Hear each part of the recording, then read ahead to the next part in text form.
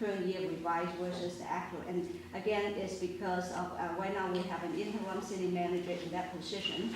And this revised budget is estimating that position will continue to June 30th.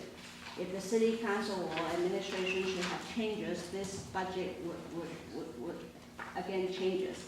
But the saving is definitely coming from having an interim city manager. Is he getting paid less, or what? Why is that? Because he's not drawing benefit as a Oh, contractor. it's far less. Yeah. And you're not getting benefits, and the benefits are in this, included in the cost? No, included in the cost here are the remaining employees that are in administration departments. That's the $252,000 is to cover what 1.5 position plus retiree, guest 345, retiree medical liability that we are funding. So that's what the cost is. But if you look at other significant changes, if you look at like where you want to look at anything over 25,000, because the city manager is now here and is projected for this position to be interim unless the council decide otherwise, it's going to increase the cost by 51,000. Right. Okay. Here we are also adding on the other significant changes really is just in salary and benefit in this department. And whether the mid-year, if there's going to be reorganizational change or position upgrade or addition, that was going to change this. Well, that risk management, is that a new person or what? No, that we are thinking of contracting or having a study done to have someone look at our risk management program, and maybe the city manager can answer. Yeah, you can see we're changing our focus here, some things that we didn't look at before. We're talking about contract HR support and try to avoid some of the problems we've had in the past. It's all contract. Risk management, there's a number of opportunities through ABAG and other agencies or private firms to take a look at our overall risk management, which we haven't done in the past. So and there's labor negotiations in there too, for continuing negotiations. But you've left out, when we've talked about that we need to do something for our IT systems. And No, we IT need to system. have a fractional IT person, the same as we have a fractional HR person. So I do think that that's left out. That's one of the things that I've circled going over the numbers last night. It's a non-department, when we get there, we'll cover it. Yeah, it's in here, it just isn't in, is on administration. So I think the first thing, well, I know that you put in for doing a study, but I think we need to have, a fractional person. A fractional person means a contract person that wouldn't be full-time, but. For IT? Yeah, we have it in Yeah, the back. it's actually in We there. budgeted So you've got it, 50,000. okay, and this is one of the things where we can pull everything top line. There's a new telephone system. All right, and the 79,000 decrease in other contract services, what is that? Other contract services. Reduce it Oh, down I to see. 15,000. Oh, you do have the line item in other contract Right, services. right. Other contract services. Page 6, Yep. Page 6, bottom line, bottom. 10 lines from the bottom.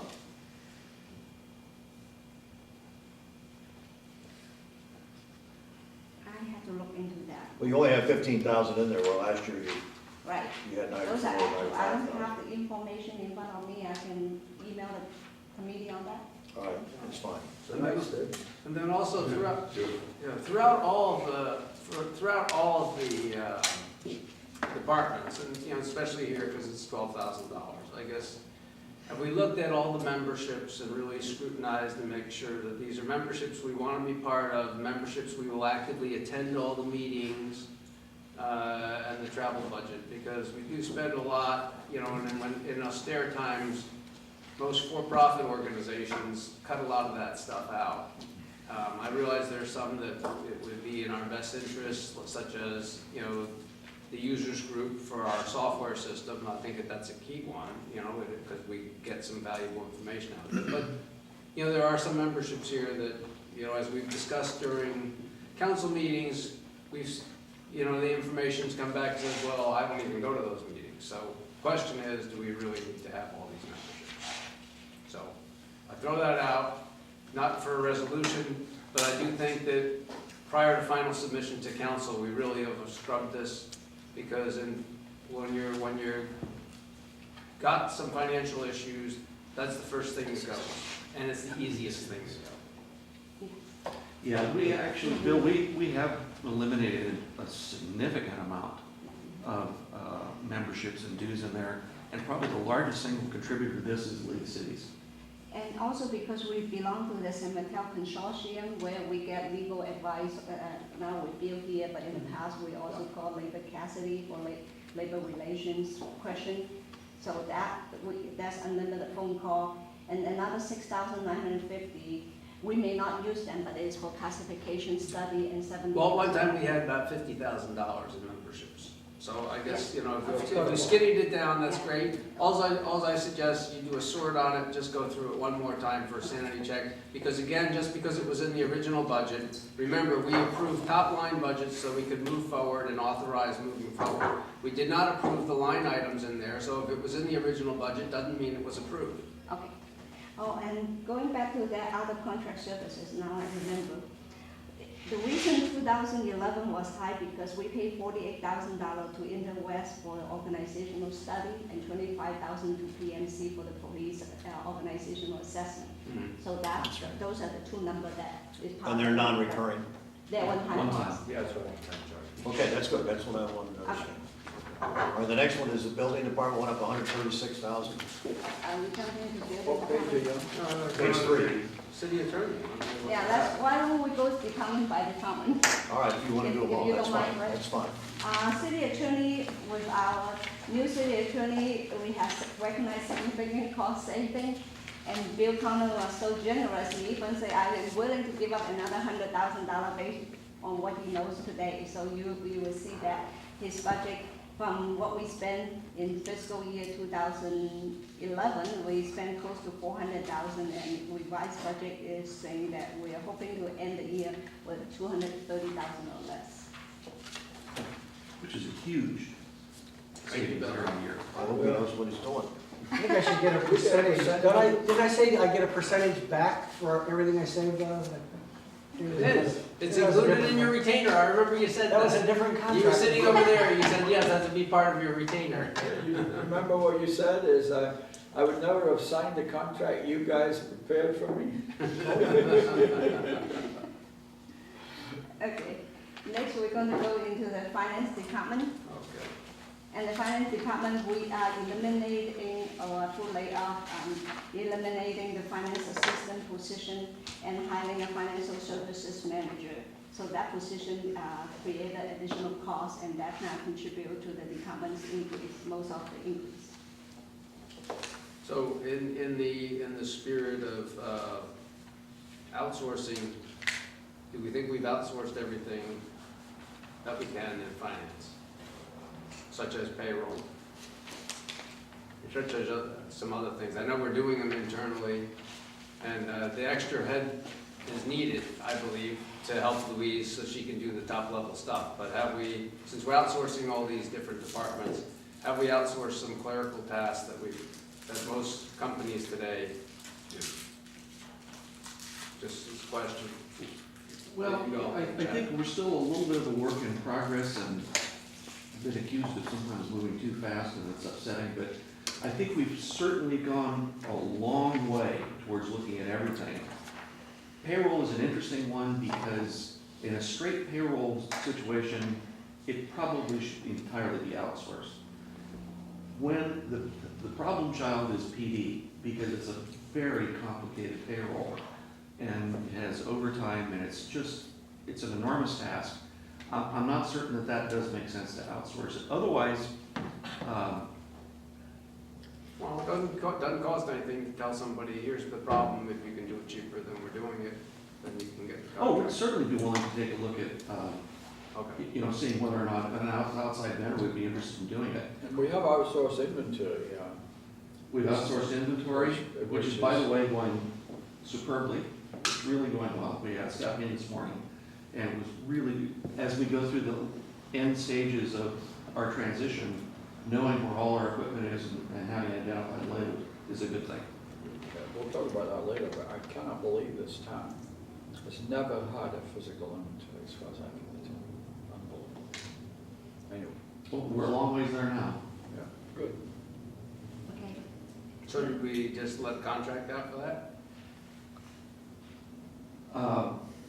Well, we picked an individual who did it at a bargain price. He's with the firm, and he's going through it methodically, step by step by step, and we got an excellent price on it. Okay, now we're gonna move on. Yes, move on. Move on I to would planning. probably seen it at the council meeting. Okay, for planning, the increase in this department budget is we added $35,000 for the contract arborist service that will be serving the planning department. And this is what is estimated to cost, is $35,000. And you will see that this individual is actually budgeted for $135,000, the other $100,000 is sitting on building department's budget. So that's planning. So we're dividing up the arborist expense between building And planning. Could I ask a quick question? The arborist, Rob actually came up last night. Is he gonna look at the park too? The arborist, this is sort of an internal control goal that we're shooting for. We got very low return on investment for how we did the previous arborist. It was almost all overhead. This, we're shooting for 8% cost recovery. I don't know if we can get 8% cost recovery, but we're going to try to. And that 20% fudge factor in there will be things like where we assign, and it will be only on assignment if we have issues in parks or streetscapes where we have to pay out of pocket for it. Because it was concern last night that, you know, the trees and things in the park that need some attention. So, And I'm Vice Mayor assuming he would- Whitmer brought that up to me, that there are a number of issues in town that have been lingering, and we have addressed that appropriately in the tree budget. Okay, all right, good. So, Please, you want to shut that door, please? so on the planning, I guess this is, this doesn't include any budget associated with some of these add-on things that are actually part of the permitting fee, right? So we have. Well, you know, what we've spent so far with planning this year is in like close to 300K or more, because Neil Martin gets involved with Sacred Heart, he's involved with Menlo School, and so there's add-on and there's add-on, and, you know, he wrote himself into a contract to be part of a committee, you know, some of these general planning committees, and so the number keeps getting bigger and bigger and bigger, and this number looks awful low. So I guess my question is this just the base fee, or is this including all the other activities that, whether or not they're covered by the library or covered by this? I mean, is this a real number This, based on what we know today and based on looking backwards? this number is what is, and everything that are in this budget, including the arborist, is what is going to cost us money that we cannot recover at this point. And if the planning, Neil Martin firm is involved in anything that can be charged to library or pass through to residents in the permit, is not included in this budget. This included in here are the costs that we cannot recover and cannot pass through. All right, so as a separate exercise for, say, a future discussion, is it possible that we could pull all of the money we're spending in planning and understand what that picture looks like? Whether it's We're recoverable spending or on not. total expenditures that others are paying for as well. The total cost to the town, and cost includes, because the revenue is all the towns, okay? It doesn't go directly to them, it comes to the town, and we launder it and give it to them. So how much money do we get invoices from Neil Martin Company? Total, on a Including month-by-month what- basis, so we can Yes. see. Yeah. Yeah, Well, I think you should also point out, John, that we are looking at competitive bidding for the plan. Oh, we are going to go out to We're competitive. looking at competitive bidding, and the reason is that even though Sacred Heart or Menlo School pays for it, my feeling is it should be a reasonable cost, we're kind of the monitor of that. And if, you know, for instance, if they were really overcharging Menlo School and Sacred Heart, I would feel, to some extent, responsible for that, even though, you know, the money is kind of laundered, as Bill says. So I feel strongly that we need to have this competitively bid, and I think that that has a good chance of reducing our costs. Yeah, that was my point. And I know we've talked about it, but it would be nice to know what the total number is, for two reasons. One, for us to know, but secondly, that is what you then put into you know, maybe you go for a fixed price, in some cases, for planning, okay? Based on the trends, because we've got that information, and we're very clear on that information, based on our invoices and our revenue receipts. And you sent me that information, Yeah. Louise, but you can send it to Bill, I don't have it. On the planning, we did a spreadsheet already earlier from what I can find in the financial system, I believe, to either 2010, fiscal year 2010, maybe fiscal year 11. What we have paid Newmarket from what I can see, is over $1.7 million over that time period. It's a lot of money. Yeah, we should have done that also, now that we're talking about it, we should have done that for the building department outsourcing too, and said this is what the trend is, so people would know how to size it, but we could do that on the next round. Okay, thank you. Building department? Building department, this department is, because we have the delay in our layoff, so we do have to cover our employee, the former employee, for about a month and a half, and we, in the meantime, have contractor that also doing 4 firm doing plan checks and one firm doing the inspection. So if you go to page 19, it says, before we go to page 19, on page 18, the significant changes in here is we are adding $100,000 for the town, for the contract operator service at part-time at 20 hours a week, that's being split between planning and building. $442,000 is what we estimated the payment to Interwest for the services based on the revenue we projected from August 22nd to June 30th. And this is their 58% of all total building revenues from the period August 22nd to June 30th. Because we're contracting it out, so some of the operating expenses are no longer needed, so we zero those out. If you go to page 19, including cost allocation, which we are discussing with the town to update the fees schedule and the cost allocation plan again, but using the existing cost allocation and with revenue of $977,000, it could be on the conservative side a little bit, but nobody can predict the economy or where we're heading by June 30th. It's showing that the building department with the cost allocation is going to have a deficit of $354,000. They have operating reserve at the end of fiscal year 2011 of $969. So by 2012, it's projected that if everything were according to what we're projecting, it would be their reserve would drop down to $614,000. A very important thing to note in this department is, as Interwest are now continue to work on projects that were here and money collected prior to they would have a contract with us on August 22nd. Those costs are currently not included in this budget. I want to make that very clear. So on page 20, you've got contract arborists. This is the same contract arborist we just looked at in the planning department. Yes, yeah, it got split. So we're projecting costs of associated $145,000. 135. Actually, it was going to be 150, and it's estimated 15,000 of that would be a pass-through.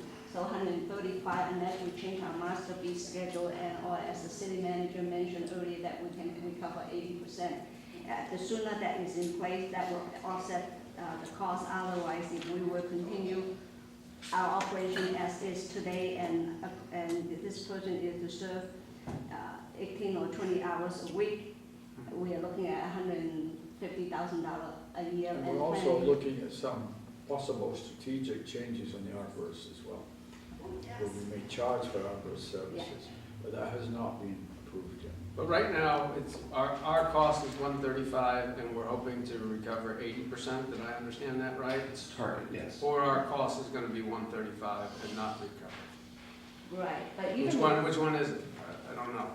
So Well, if you do 80% of 135, it's really 20% of 125, that says our cost is gonna be about $26,000, $27,000. only. Is that what our cost is gonna be, or is it 135?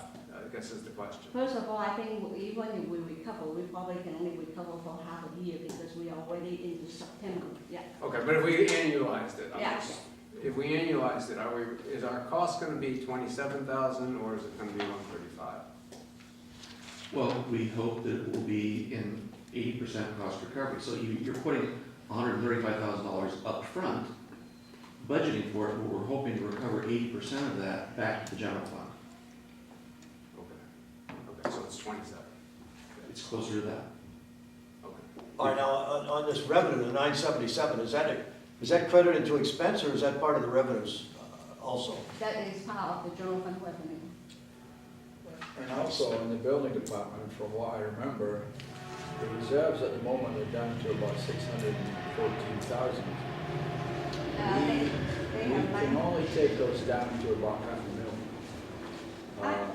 Because we need to have about $500,000. We've been taking reserves down from $1 million to this number because our legal department said to us that because of the laws, we had too much money in the building department reserve. And therefore, we had to do whatever it takes, including reducing building fees to reduce that reserve further. But now, we're getting close to what is, I would consider to be the minimum reserve, which is about $500,000. And it depends, because if we are on this outsourcing track, once all the work prior to the contractor take over is finished, ideally, you shouldn't need any reserve because the contractor is responsible for finishing up the job, except you may need extra money for the inspection phase, yes. I know, but we never quite know. Yeah. If we had a year without any revenues, for instance, I mean, it's unlikely, but you don't put the things in reserve because you think you're going to use them. You put them in reserve because you think under certain circumstances that might be them.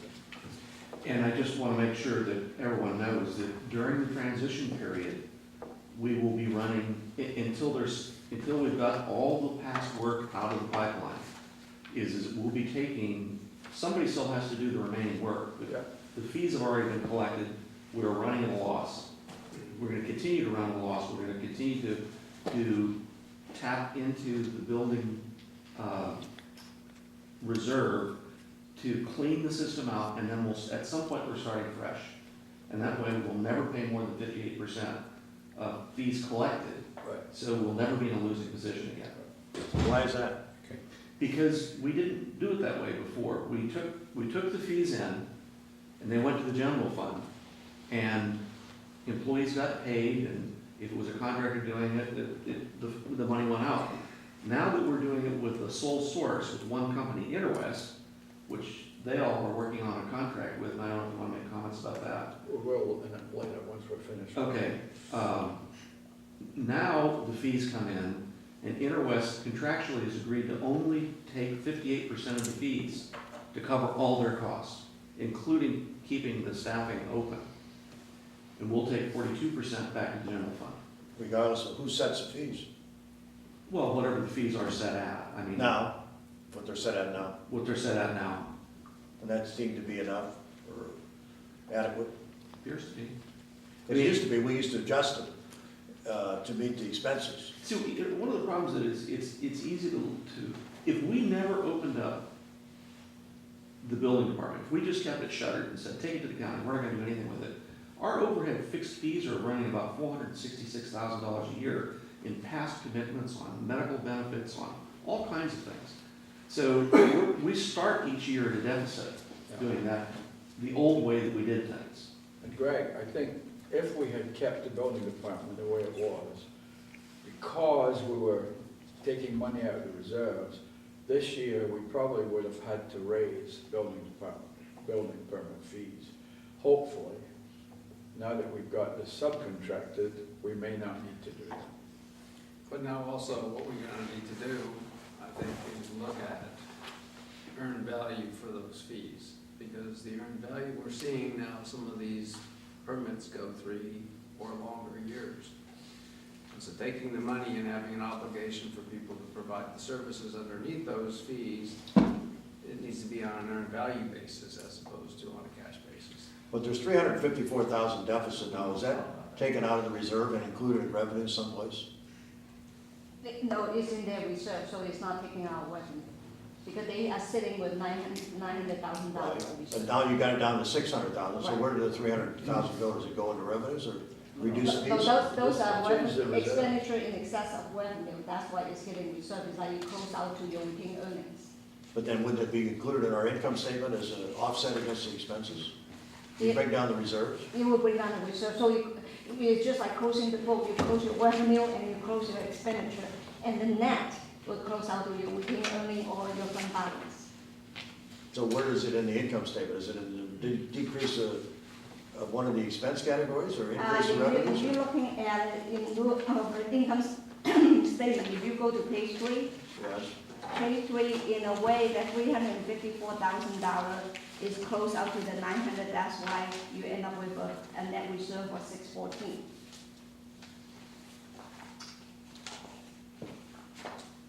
Because you're sitting with your, No, I see, I'm just, well, let me think about it, because I'm trying to figure out, somehow there should be a reduction in the, increase in revenues or reduction in expense by that amount, because you decreased your reserve by that amount. So it should have flown in the income statement someplace. it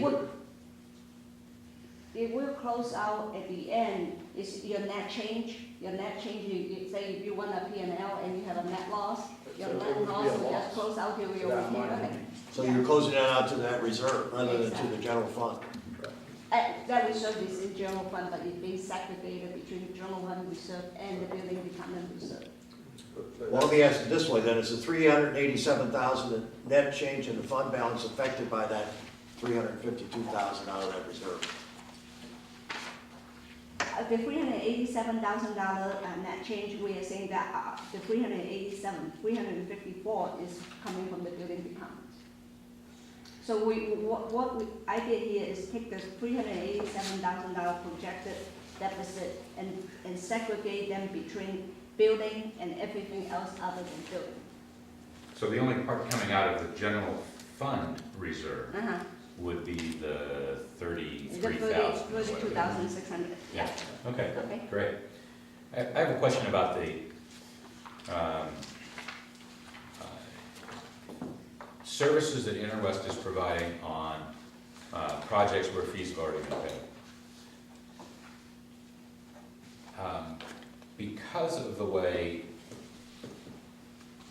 so I'm trying to think through what that involves, is really my question. And primarily, it's inspection, right? Correct. Because plan check has already been performed. There should be very little plan check that's left over, if any. At the time of the transition, we sent a letter out to all of the contractors who are on a rotational basis doing plans. Depending, they were given a matrix of where they were in the process. That if you've done the first plan check, you're allocated so much for funds to do that, send it back to us, we'll take care of the rest. If you're on the second go around, keep it, finish it up, and then all we have is inspection at that point. So it kind of depends where it is in the process, Right. but we've had an awful lot of plans come through recently. Yeah, but all of those were supposed to, so somebody who submitted plans on August 21st, whatever The day before. the day before the transition, if they paid a plan check fee, and those plans went to Four Leaf instead of Interwest, but the cost of the plan check was already, we had those funds and we paid Four Leaf for that. Interwest doesn't have to do anything on those. Depending on where But they don't get the start. Rough, yeah. And they don't get a fee. They don't get Then they don't get a fee. So the only part that's left over, the trailing part, is then inspecting that project. And then we pay that on a time and materials basis. based on the fee structure that they gave in their proposal, is how I Yeah. understand it from the proposal. I They- don't know how they it's get- gonna be in the contract. There's the There's a 58. there's a formula for that.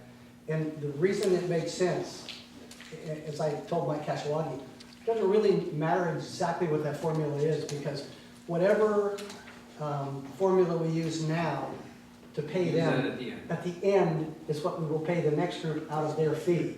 Right. So it will be a wash, except that it actually, because fees go up and change, it might actually cost them a little bit of money in the end. So that's At how the you're end of their handling- That's how you're contract. handling the Correct. earned value. So that's how you're doing the Okay. earned value. And their contract, Which ones is- it is a one-year contract with a two-year extension, so at the end of 3 years, it is anticipated that we will have to redo the whole contract process. And if not, at a point in time, we still have to look at that fee recovery. It may be in 12 months. Well, going back to why did the building revenues go down 224,000 in your budget? On page 2. Well, that was answered in the, what we did, and you can correct me, but there was a one-time sweep up of old permits that had expired and past the point of no return of providing that money back to the people who paid it, because we'd done the notification, and we swept that amount of money into, that's where it originally came from. But go ahead. Well, has our fees gone down? We're anticipating next year they're gonna go down 200,000? No. To answer Vice Mayor's question, when we forfeit those deposits, we do not take that as building revenue, we take to general fund as miscellaneous But revenue. they were originally building revenue. They are just deposit. Okay, Yeah. okay. To answer Gwen's question, why we are taking revenue down is, those are the revenue projection coming from that department head. And that's what we have two interim department from CSG to Interwest, and they both want, CSG come up with that projection, and Interwest want to stay with that So projection. Interwest is gonna get 58% of 602,000, is that the number? Not quite, because their contract started August 22nd. But assuming it was for a full year, Yes, If it was a full year. yes. what happens to the difference We get it. Goes to between the general fund. 58% and the 100%?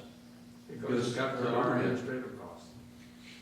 Buys new chairs. So we're gonna get a bump of revenues of the difference of 42%? Well, that's, And not really, because the building department have to break even, cannot make a profit. So the 42% is really to support the building department's operation. And then they still have one staff that are handling the workload out there. Plus, we have ongoing obligation from the past, from employee that already left, that we have unfunded liability for healthcare and pension. And that's all buried in here someplace? Yeah, it will be figured out as part of the cost. That's why we had that reserve to kind of like, in a good time, we may come in higher than what we projected. We may have some money in the bank, and then like last year or the year before, when the building Well, department is I just don't understand why our revenues would go down when the market is booming. I mean, why is he saying it's going down? well, it's taking a snapshot in time. You know, we were trending downward for the last 2 years, and then all of a sudden got a bump. Where'd the bump come from? And, you know, there really isn't any advantage to being overly optimistic to say, well, gosh, we might wind up this year doing 1.4, let's do 1.5 next year. Then we're back here explaining why we didn't meet our mark. Well, I know, but it's not a guessing game. We have some It's tradition, absolutely we have a some guessing game. record of what we've done in the past, and we should have some idea what we expect this Oh, year. really? Do you know what interest rates are gonna do next year? Forget the legislature. No, but I mean, it's very difficult, Greg, as you all know, this is simply an estimate of where we think we're gonna be. We've no idea, Greg, what. Well, yeah, but look at the last 4 years. I mean, that's the lowest year we've had. It's in 2008, 09, it was 620,000. In 09, 010, it was 466. And then last year was 826, so you're taking half the difference and saying that's it. So would you be more comfortable if we bumped it up? I just like that the guy be able to defend it, how he did it. Well, I think 977, I think that's what he put in there, is a conservative estimate saying, if we exceed that, then great, we'll pat ourselves on the back next year that we did better than we thought. If we do worse than that, then we're looking at each other and saying, now where's the money gonna come from? But it used to be we adjusted the fees. Well, I think we're, Yeah, you can't, for one, you we're, can't do that anymore.